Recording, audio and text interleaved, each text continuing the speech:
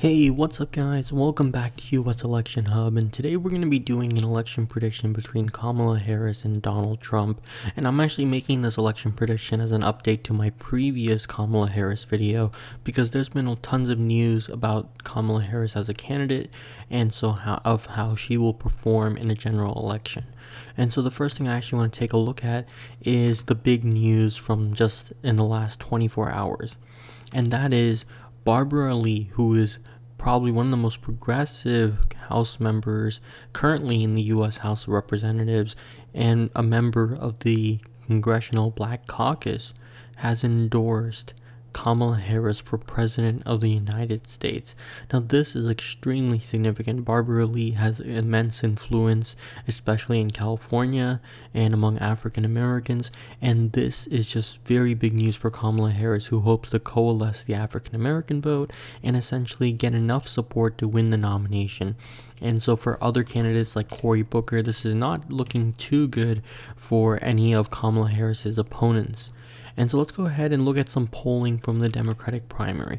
And so as we can see, this new California poll shows two things. In a scenario where you do not have Joe Biden, Kamala Harris wins California. If you add Joe Biden, then Kamala Harris is tied with Joe Biden, largely because Joe Biden is very popular. And even in California, Joe Biden is popular. So that's going to make a real big impact. And so that's just something that we should really be looking into. As far as new polling goes, if we take a look at this, neither Biden nor Bernie Sanders has announced, and so technically the front runner of this race is Kamala Harris. Kamala Harris continues to rise in polling and her numbers continue to go up. Take a look at this, 14% support. This is looking very good for someone like Kamala Harris.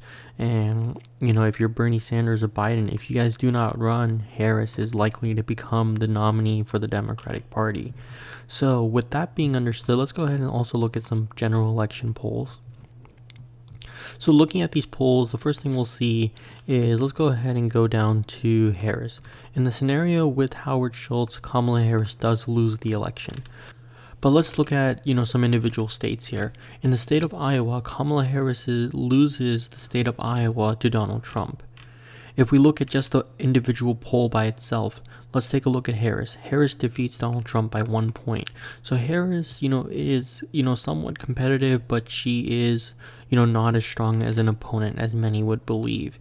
In this scenario, as you can see, she's really, only defeating Donald Trump by low amounts of margins, between 1 and 4 points, and so that's something very interesting.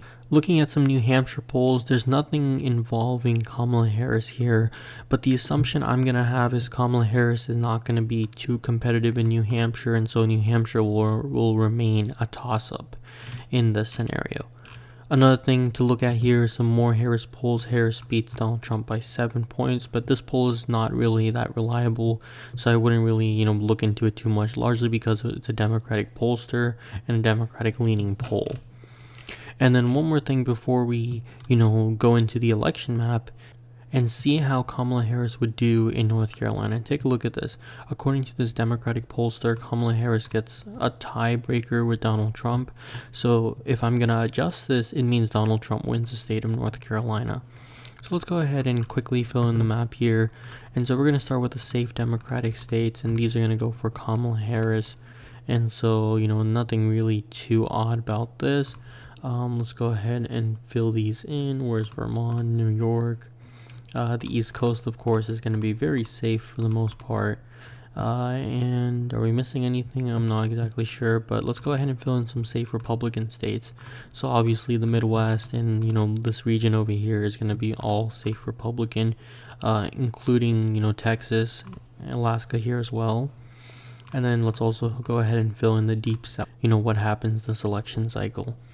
And so let's go ahead and give Kamala Harris some more states. She'll likely win Nevada, Colorado, New Mexico, and Virginia, while Donald Trump will likely pick up Utah, Arizona, Georgia, and North Carolina. And so Donald Trump still remains popular in Florida, so I think Donald Trump will edge out the victory in Florida.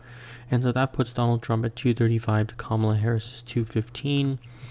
So I'm going to go ahead and go to Maine over here, and I'm going to give this, I believe, the 2nd Congressional District to Donald Trump.